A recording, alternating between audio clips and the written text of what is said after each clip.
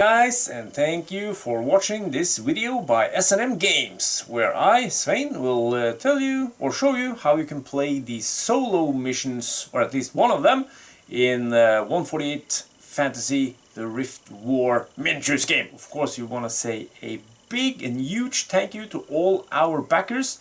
We're now at 85%, we're just missing 700 or 800 euros to be fully funded, and then we can press that print button, have them start making the things that will take a little bit more time, like the tokens, and then we have still time to work on the special pledges where you can get your own card in this game that we're releasing now, that we're funding now, this one. So everything is going as planned. Hopefully when this video is out we will be funded in a matter of days after this video is released, so hopefully. But please support, share, do whatever you can. We also made, it's very funny, we made a fundraiser to support the fundraiser to fund us. For those people that don't want to make a profile on Indiegogo or use their credit card or something like that, or they don't want the game, what? Some of them exist, I know. But there's a fundraiser also going on where you can pitch in, you know, $1, €1, whatever, just so that we can use that money to push us over the edge if we need to. And that is set up for everybody that, you know, just want to give a little, because it's hard times, it's tough, so we appreciate everything or anything. So even a share would help us a long way. So back to the game, the solo mission number 1, where the guards are escorting Greta. We are near Flembriar Woods. I will show you on the camera after. Show you on the camera. I will show you on the map, and I will also show you the table. I've set up quite similar to the first game. Just switch a little bit around, and I'll also put myself on my favorite side of the table. I think that might have had something to do with my loss. Yes. So I will now show you the table, show you the forces. I've also built a new party. I don't have 3 characters, now I have 4. So we'll see how that goes. Garandur, a nation ravaged with war. The city guards have found a suspected witch near Flembriar Woods, and they're going to escort her out or into or away from, I don't know. But at least this is where the game takes place. So as per usual, we have the 4 city guards that are included in the main core game. And of course Greta the Grey. And I set them up as described per the scenario rules. Greta is 6 inches in and the guards in base contact with her. And their job is to walk through this clearing, this beginning to Flembriar Woods, and get Greta out on the other side. But I will be waiting. So this is the party I have chosen, and we can begin from the left. I have Nakoteb the Necromancer. He's a spellcaster, and it's good because I can, you know, I can snipe from behind with him. I've also done the same with the Horla, which is also a very good sniper. Next up I got my melee guy in Zombified Warrior. And lastly I have Ghoul again, which is a character I love and just want to throw in a little something. This character here is a Mantic model, of course. Every model we use on the table today are by Mantic models. And Ghoul has actually gotten new art which is resembling this guy from the Vanguard Miniatures series. So it's kind of cool. So this guy over here, he has actually been transformed into Rob the Rotten. I think it's quite fitting since he has his arm, holding his arm with his hand, his other arm. So there are some changes going on because, you know, we can do this since we make the game in Norway and we have a very good connection with our printers. So I really hope we can reach those last 15% and get this going, because it has so much to offer and there are so many plans for the future. Oh my. Okay, over to the table. Like I said, pretty similar. There's a road in the middle and we got a line of trees on both sides. and also some scattered trees around, and a couple of cliffs just to have some you know, nice scenics. We all love nice scenery when we're playing our games.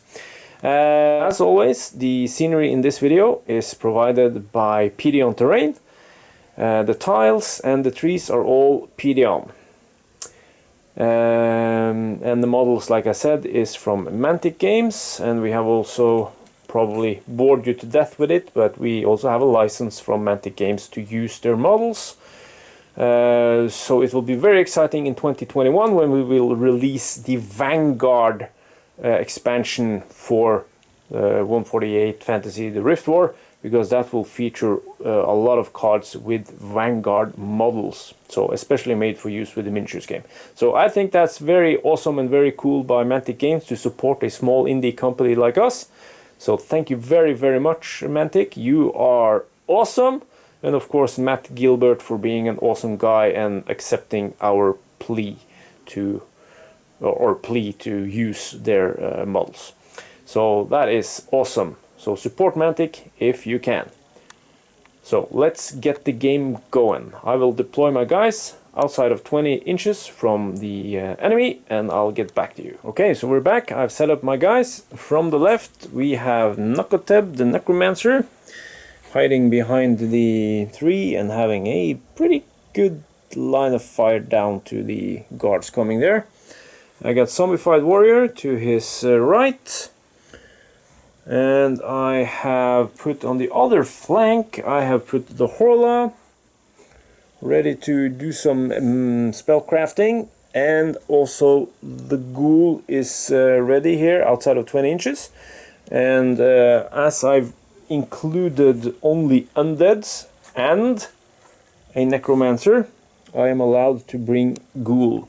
So this is a necromancer with his 3 undead going on the city guards. So let's start round 1 with the city guards activations. They will move up 5 inches each and bring Greta along. Okay, so turn 1, everything they are going to do is move up 6 inches.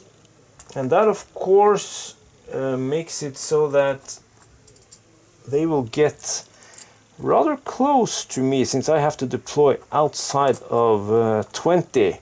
So now they're more like 15 inches, 15, 16 inches away. And that is, you know, it's within striking distance if you want to go in with a charge. I really don't think that is wise, because then you will have... basically you're gonna get swamped by the rest of these guys. So I'll see how I will handle this in a different way than I did the last video. Okay, so Undead phase 1 in turn 1. As you've discussed, since these guards are in base contact with what is considered a friendly character, I cannot shoot or cast spells at them since they're in base contact and considered in melee, nor can I shoot past 1 inch of Greta, or within 1 inch of Greta. So it's the mechanics is built like that, so that you can't just stand back here and snipe them away one by one. But after I've done my stuff, they are going to do things. So I will begin with giving... I don't want to rush him in. I'm gonna give him 1 action token, and he is going to move 5 inches and get behind this piece of cover. That means he can strike next turn, no problem. Yes, I will do that. And then Zombified Warrior will also get 1 token, and he will move up 6, so he will be hiding behind this. It's kind of feels like, you know, they're going into an ambush and getting ready to pounce. It's so cool. My spellcasters will actually just stay behind here and you know, wait for the right opportunity to do something. No, wait, I need to get... oh wow, I need to get... Horla needs to get out of the way, so he has a move of 4, only 4, but I can get behind this tree. It's as long as the drop is not more than 4 inches, you can freely drop down. So 1 inch and then a further 3 inches to move and also get behind some cover. So that's 3 tokens spent. Nakotep the Necromancer is behind cover, so that's good. I will bank 2 tokens so that I can take cover in case I need to against some shooting. Okay, so now over to turn 2 and the city guards. Okay, so the first thing that's going to happen is that both the archers, or the city guards with the best ranged ability, they're going to move up 5 inches, bringing Greta along.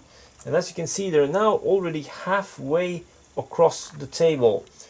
And now they're going to do something that they did not do in the previous game, because this is something we found during playtesting to make them not as, what should I say, easier to pick off. They're now going to each do a 2-inch move and shoot, and then they're going to shoot and move back into base contact with Greta.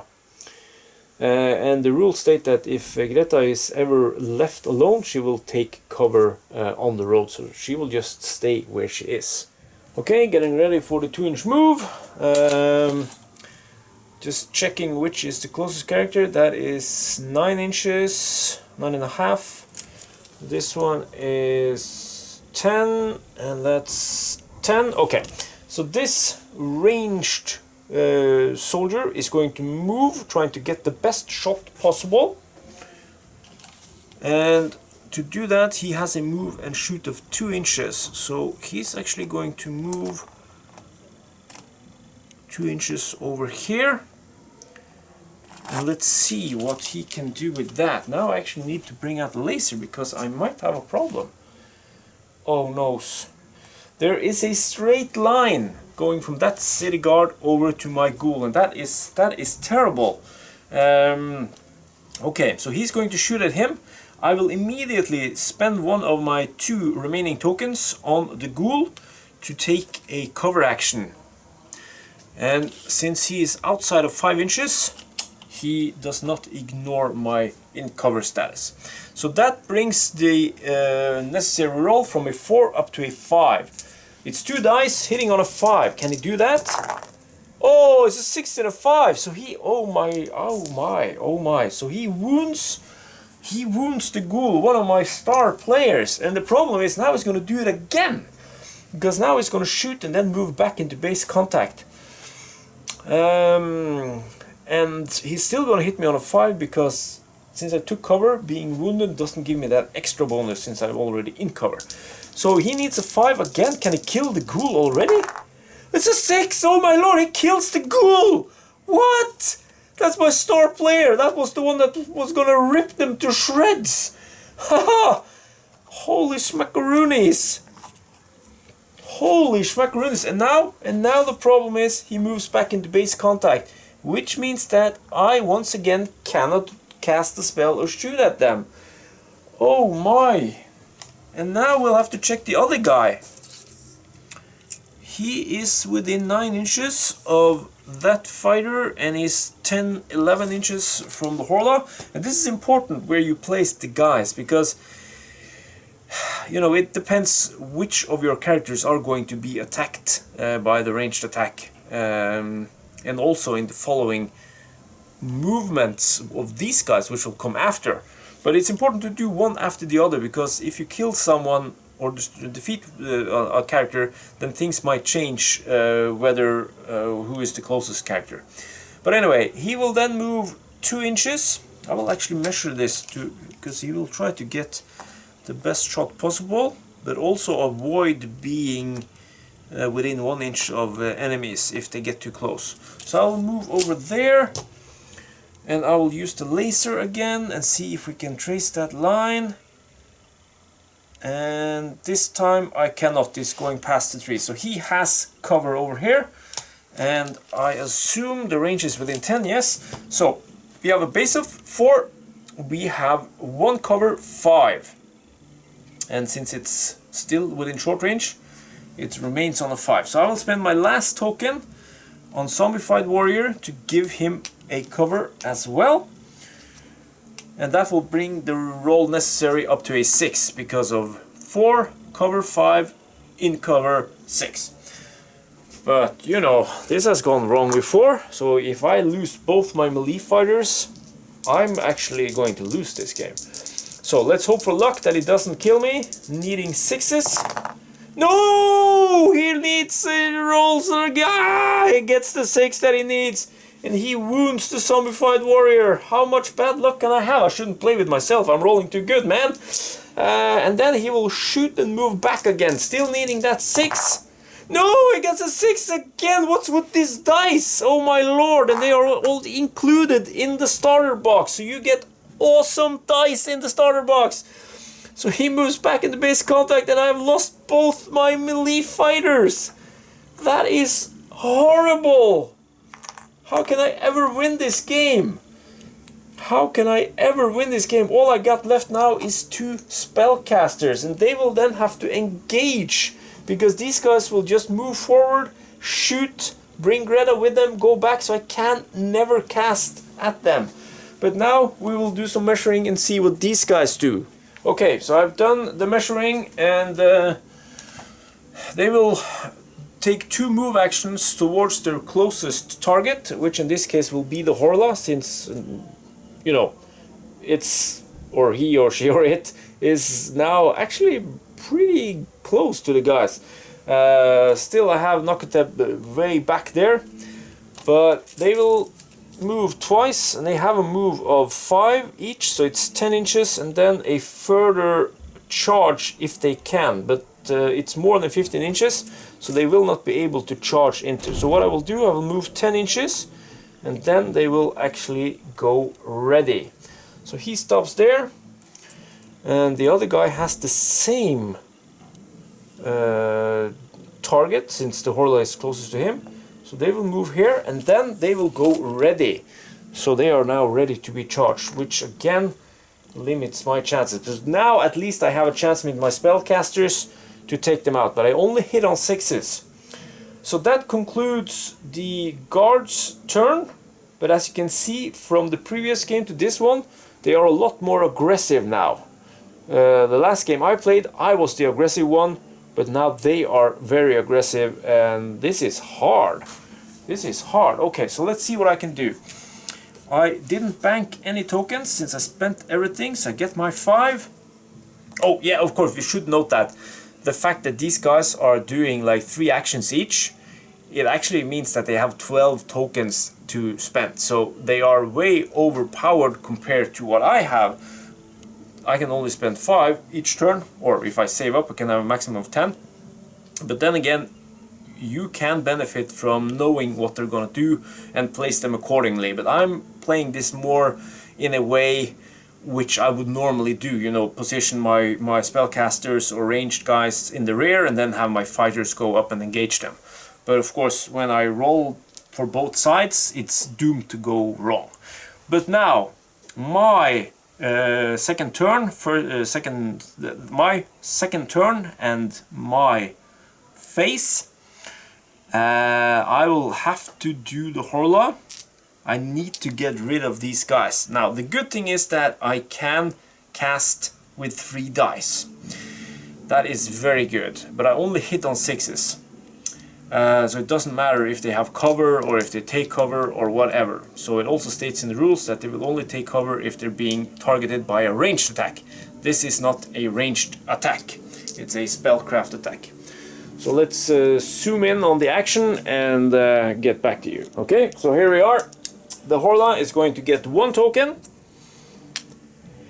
The good thing about the Horla is that she has a limit of 6 actions she can take. I only have 5 tokens, and I can only cast 3 times, since that is my spellcraft value or level or what you want to call it. But still, I can move away if necessary. So I rolled 3 dice. I'm gonna cast at the frontest guy, needing a 6. Come on, double 6s now. Headshot. Come on, double 6.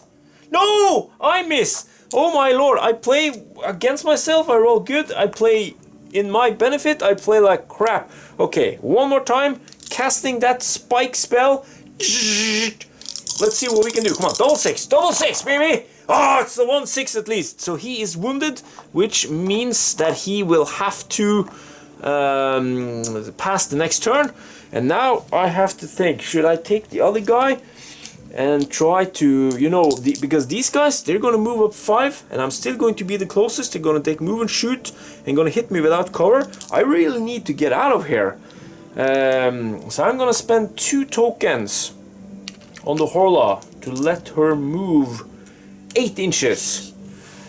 And I'm going to move, yeah, I'm going to go position myself way back here, behind this tree, and have some cover. And then I'm actually gonna spend the last token on another spellcraft attack. Now that puts me in a dangerous position because I cannot take any kind of cover or something like that.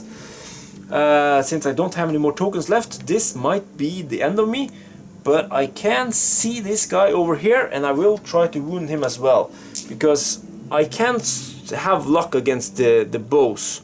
But I cannot have luck against hand-to-hand combat with these guys. So I will try to wound him, needing a 6. Come on, double 6 now. Headshot! No, but I got the 6! Woohoo!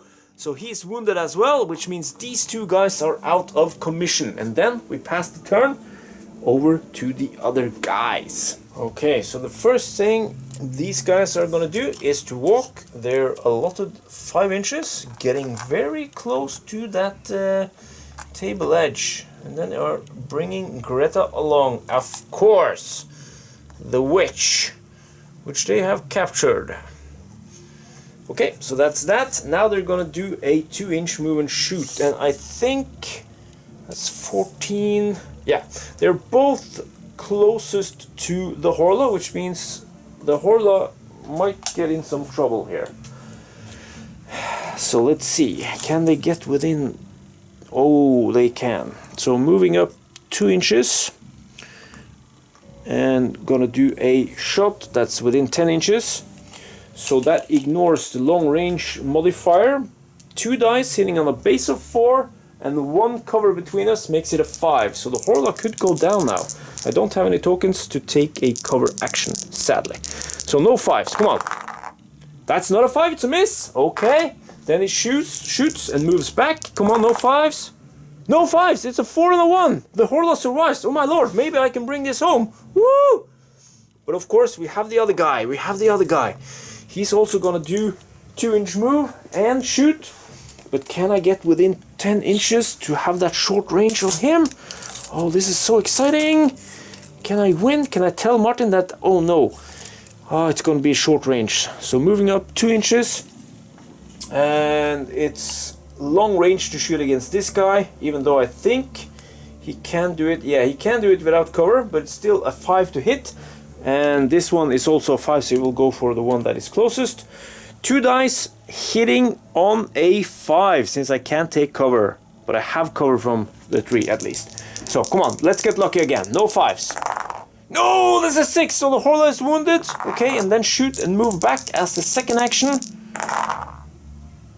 Ah, but wait, I got wounded. That means I am in cover. So that means the 6 would have been necessary to wound me a second time and thus defeat me. So the Horla is actually alive, but wounded. So I will lock the card like that sideways to indicate that. Then move back into base contact, and then it's over to me. Okay, so my turn. What is it? Number 3. This is not looking good. The city guards over here are of course going to go for the Horla when it's the city guard's turn. I can't move the Horla this turn since she has to pass, being wounded and all. And I can't cast with Nakotep the Necromancer at these guys since they are cleverly in base contact with a friend. So I will actually have to move up non-melee guys. And that is the importance of building a balanced party. I didn't do that. I built melee and magic. I did not have multi-purpose guys, which I really should have had. So this is going to be do or die, as we say. The good thing is that Nakotep has a spellcraft value of 2, which means he can do 5 actions. So I will first of all do 2 moves with him, trying to bring him into, well, at least charging range or something, but still trying to make sure that I am further away from the Horla, or further away from the guards than the Horla is, so that the Horla will be chosen as the target. So he's gonna move over here, trying to get himself some cover, like so. They're gonna move up 5. They will be over here. Maybe I should go here a little bit. I think it will be hard for me to get that cover I need. In fact, I think I will position myself here. Then it's only a 1 move. So 1 token spent on Nakoteb. He loses in cover, of course. And then he has 2 dice for magic. And to try and survive, I think I should go for the melee guys, because that could let Horla survive. So I will cast a spell. Oh no, can I? No. Oh no, I can't cast. The way I position myself to try to have cover makes it so that I cannot cast past Greta. So I will actually have to move one more time down here to be able to cast 1 inch outside of Greta. I can do that with that one. So I'm going for this city guard over here to try and hit him on a 6. So that's 2 tokens spent. I got 3 more I can use. Come on, 6. No! Oh, scheisse. And then another one, shooting again. My second turn shooting. Come on, 6. 6! Yes! I got a 6. So this guy is taught. And I have now spent all my shooting actions. I cannot shoot anymore, but I will do 1 more move action, and that is actually going to go back here so that I will have that sweet cover from the rock. And then I will bank 1. And now it will be very interesting to see what happens, because now that melee guy is back and these guys are going to move up and take shots. I think this might be the end of the game. Okay, so first off, this is turn 4, I think. I'm losing track since it's so much fun. Moving up 5 inches as they should. Moving up 5 inches as they should, and bringing Greta along. She will always move along when one of the guards she's in base contact with does a move action. And they're awfully close to the edge. It's only 2 more turns and they will be off. Then they will do a 2-inch move and shoot towards their closest target. And I think, actually, I might have been able to save Nakoteb, because that is 9.5 inches.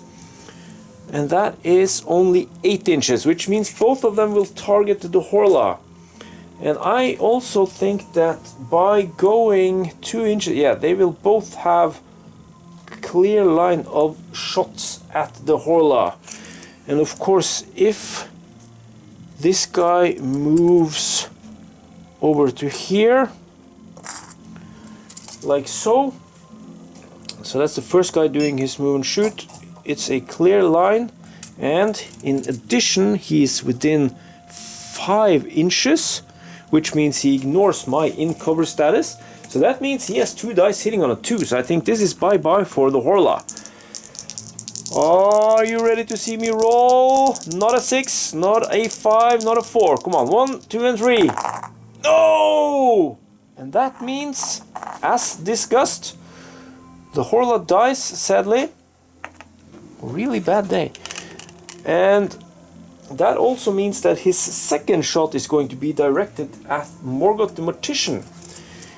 But he is above 10 inches and in cover, so that is going to be a 6. And to not risk anything, I will actually spend the last token to do a ready action. What I want to check is if I am within 15, and I'm not. Because if this city guard over here was within 15 inches, he would move 2 times, that's 10 inches, and then charge me with the last 5 inches. So I would have had the option of doing a ready action to at least be able to strike back when he attacks me. But since he can't reach me, I will go for the safe one, taking cover, meaning that this guy, who needs a 4 long range 5, cover 6, in cover 7, can't hit me. So he will just move back instead of shooting. And then we will take the other guy. He will then perform a move and shoot action, and he will move 2 inches to try and get within 10. And he can make that 2 inches over here. And then he has 8 inches. So he will then take a shot at Nakoteb. He's going to have a base of 4, short range, but 1 cover 5 and in cover 6. So come on, 2 times I'm gonna stay away from the 6s. Come on! No 6, and the second shot and moving back. No 6s! Woohoo! Ah, finally some luck. And as we discussed, this guy is going to move 2 times towards the closest target. And that is also a mechanic you can use to try and pick them off. So he's moving 10 inches over to here. Taking cover behind the tree because, you know, we want you to use them as realistically as possible. Since he cannot reach me with his charge, he's programmed to do a ready action. They are also programmed to take cover if they are ever shot at with a ranged attack. But as we know from the rules, spellcraft attacks ignores cover and taking cover and all that. But of course you only hit on 6s. Okay, so over to me, and let's see if Nakoteb the Necromancer can win this. I highly doubt it. Okay, so Nakoteb's turn. He can do 5 actions. I got my 5 tokens. The first one is going to be a cast action, and he's going to try to take out the ranged, no, the melee guy, so that he won't be able to close in on him and whack him down. So I need a 6 on 2 dice, and I don't get it. I got 1 more shot, so I will take it. Come on, 6, 6. Yes, I got the 6. Woohoo! And that means this guy is also defeated. Okay, so that was a fantastic 6 killing the guard, but I just realized that I can't possibly win because Nakoteb does not have the fight icon. As you can see, he only have the spellcraft, so he's not allowed to do a charge, which means that I can't, you know, deliberately go in and attack these guys because I only have my fists, and you know, a normal person wouldn't do that when they're faced with swords and spears and axes and whatnot. So this actually means that I have lost again in my own game, which is totally humiliating, but I know.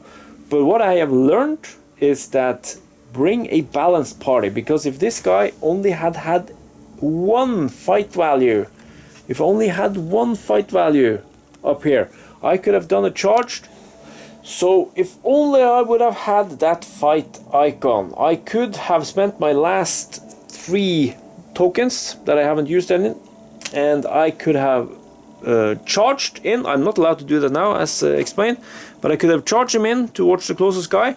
I would have 1 die, and I would need a 4 to hit, and that's a 1, so that's karma for me. And then he would of course strike me back, since he also has the fight icon, hitting on a 4 as well, and he would miss, and then we would continue fighting. I would roll a 3, he would roll a 4, wounding me, which means that it's my now next turn. Rolling a 6, so I'm wounding him, but if he now retaliates with a hit, he misses, then it's the next turn. I roll a 6, and then he rolls back, so we're both wounded, and I've killed him. If he misses a 4 plus now, he would actually have survived. But alas, he rolls a 5, so the outcome would have been that he would have been dead, he would have been wounded, and this guy would just have moved along with Greta. So once again, I lose against my own game, which is frankly humiliating. But what I have learned through these games and test games is that always bring a balanced party. Always bring a balanced party. Okay, so I hope you enjoyed this short little solo game. And like I said, if you play it, you know, like you normally would do, it will present a challenge. I would like to say that I only spent 10 points on building my party. That is the same amount of points for the city guards. But of course, as we have discussed, the city guards do get more actions. They get the equivalent of 12 actions on their turn, while I only have 5. So it is tough, it is very tough, unless you do the Martin way. But then again, now the AI has changed so that you can't just stand back and pick them off. You will actually have to get a melee type guy to get into base contact and pick them off. Okay, so that's it from S&M Games, and once again, thank you very much for our for your support to our fantastic backers, and hopefully we will get those last 15% so that we can press print and get this game going. And also remember, there's an awesome card game in this package as well, so you get 2 games for the price of 1.